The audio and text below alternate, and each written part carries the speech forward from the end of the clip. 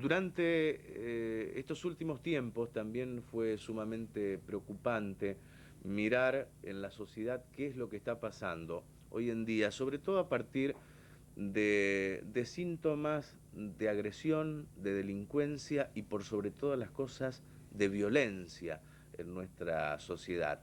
Los títulos de los diarios nos inundaban con noticias que chicos armados concurrían a escuelas, por ejemplo, en el sur de la provincia, que los programas de televisión también generan violencia. La, yo creo que importante opinión de un psicoanalista que hablamos hoy también en el programa. Tal vez no demasiado habitual. Y te diría más o menos lo siguiente. Todo el avance tecnológico y científico ha generado un mundo de objetos de consumo. Digamos, estamos viviendo el capitalismo a ultranza más enorme, digamos así, de cualquier época histórica. Hay varios enfoques, este es un aspecto. Vivir consumiendo objetos tiene serias consecuencias, es decir, el ser humano, lo que antes era una persona deseante, que anhelaba algo, que luchaba por conseguir eso, resulta que ahora esa vía se ha obturado con el acceso fácil a objetos de uso, digamos así, cotidiano, que inmediatamente se reponen por otros, etc. Es decir, que hay como una obturación de la vía al deseo. Esto se sabe por el psicoanálisis que ceder ante el deseo, resignar los deseos que puede tener cualquier persona, lleva como consecuencia a graves disturbios como pueden ser la depresión, angustia, etc. Esto por un lado. Por otro lado, es obvio que el sujeto humano es considerado a su vez como un objeto más, un objeto de intercambio prácticamente. Con lo cual, cada uno considera al otro, a su semejante, también como un objeto. Como resultante es obvio que haya un incremento enorme en el tema de la violencia en general, cuantitativo y cualitativo, en la medida en que el otro es también un objeto, digamos así, y ya la relación se ha perdido, o sea, lo importante es que se ha perdido gran parte de lo que sería la subjetividad humana.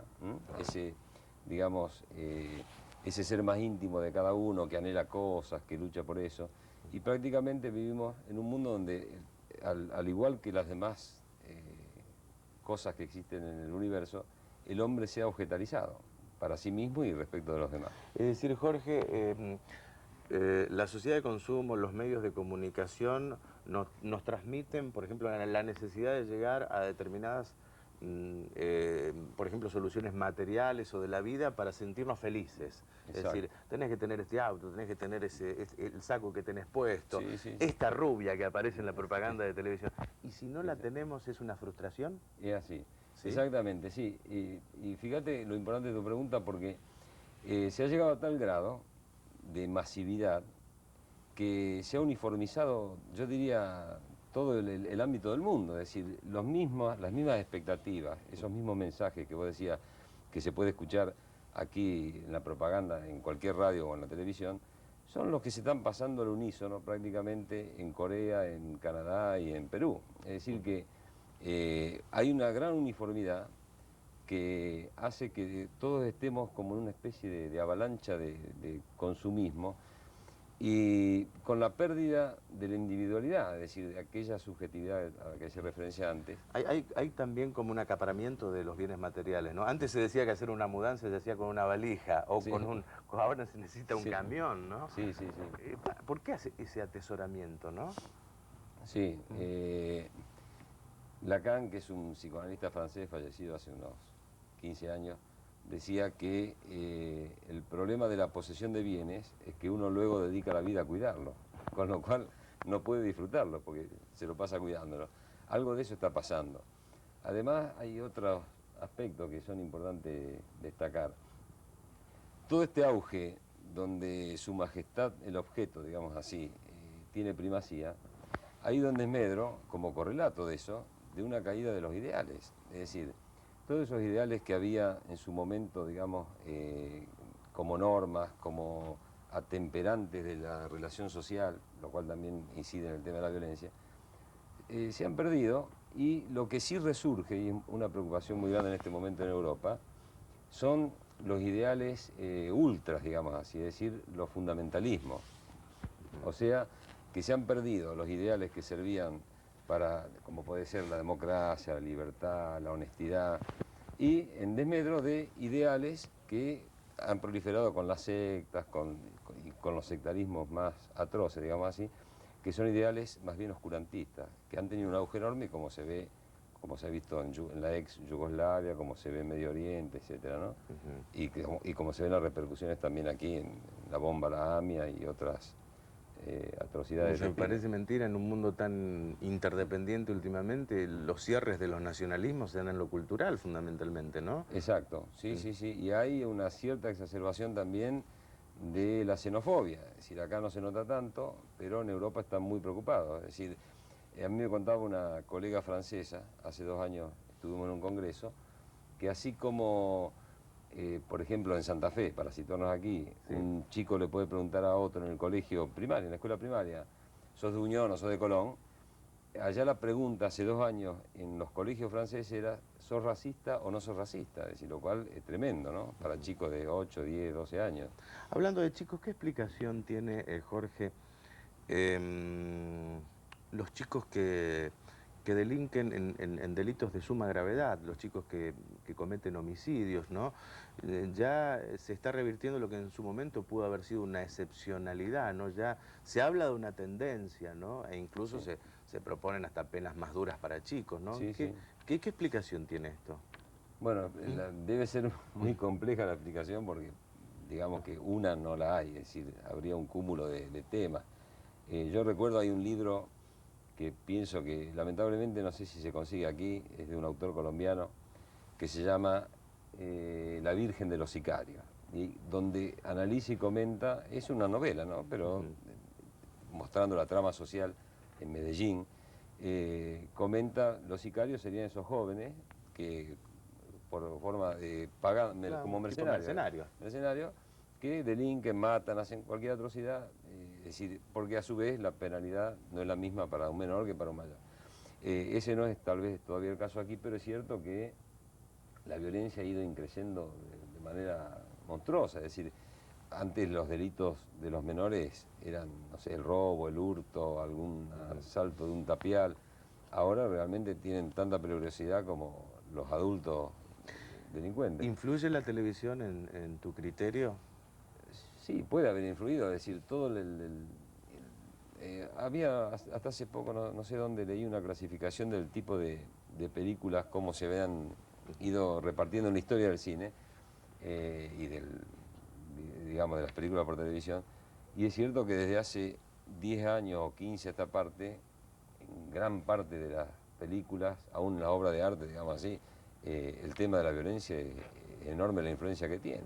Incluso hasta en los dibujos animados. Los ¿no? dibujos animados, sí, y cuanto más monstruosos, los chicos más quedan atrapados, ¿no? Esa especie de goce colectivo del sufrimiento.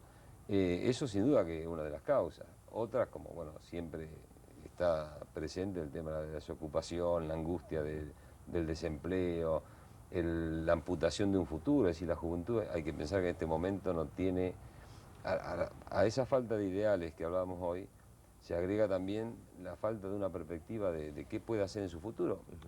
Elija o haya realizado una carrera o no, es decir, hay como una nebulosa, digamos así, que hace que no haya definiciones concretas. Definición concreta, aunque haya también excepciones, ¿no? Claro, te preguntaba por la influencia de la televisión, sobre todo a través de la violencia que despliega la televisión en series, en películas, en dibujos animados, sí, hasta en los juegos de entretenimientos de todo tipo, ¿no? Incluso hemos llegado a gobernadores que van a prohibir en el país determinados programas de televisión, chicos que van armados a las escuelas.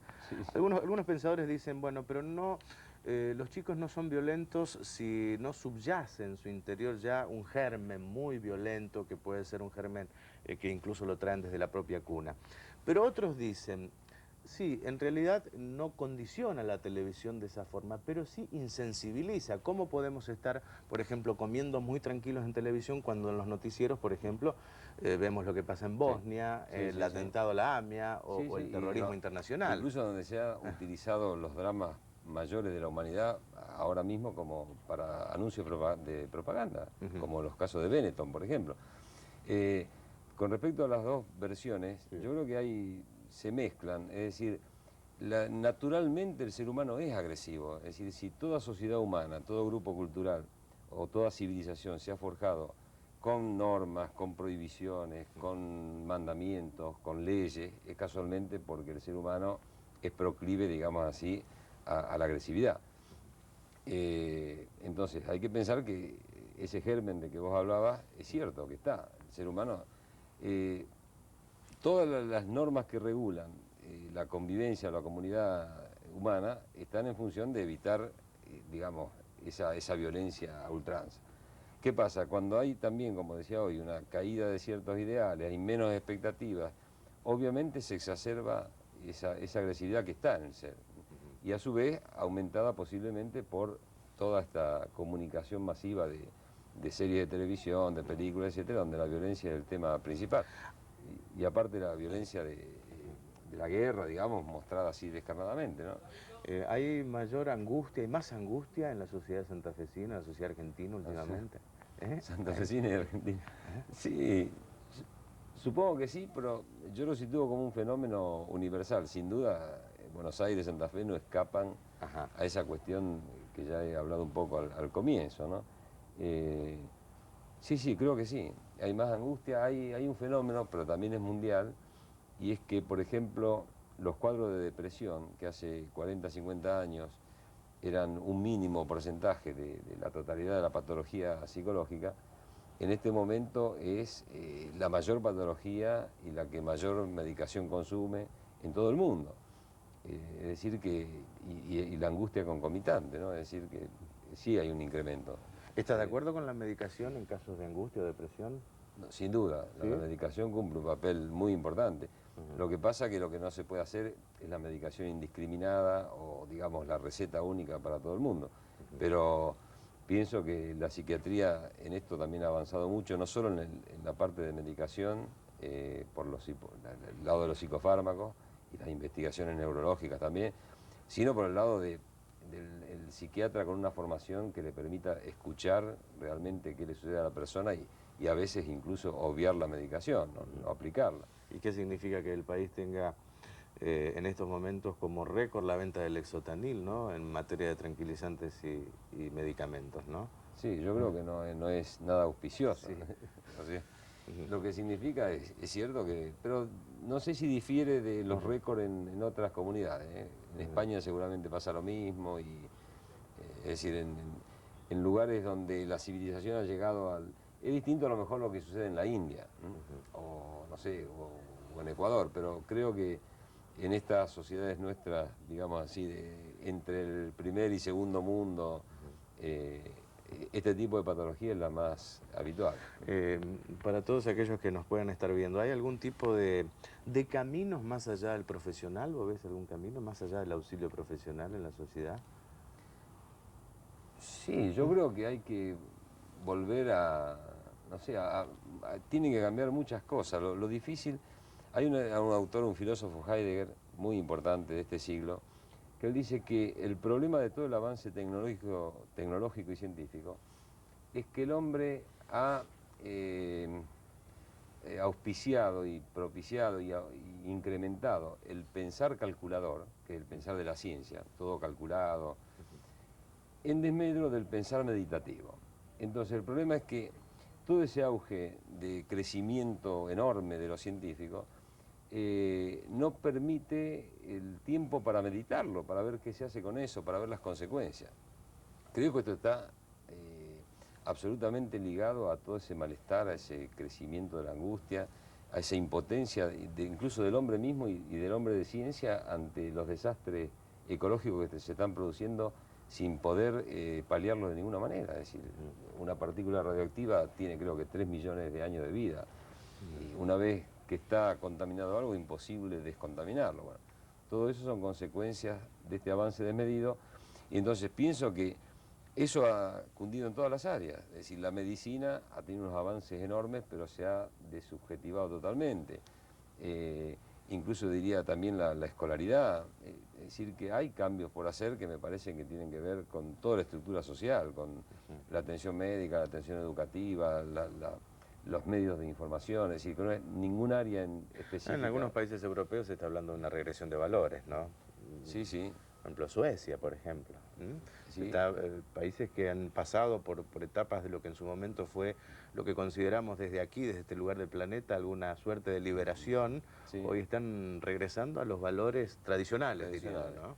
Sí, es cierto. Hace 50 años atrás, por situar en algún momento histórico, y de ahí hacia atrás, era mucho más fácil ser padre, ser madre, ser hijo. Es decir, estaban los roles de alguna manera mejor determinados, por lo menos para permitir un cierto margen de juego, de reglas de juego, que son lo que ahora se han perdido. Es decir, prácticamente no hay parámetros, digamos así, que es lo que ha pasado posiblemente en la sociedad sueca, donde está a su vez el mayor número de suicidios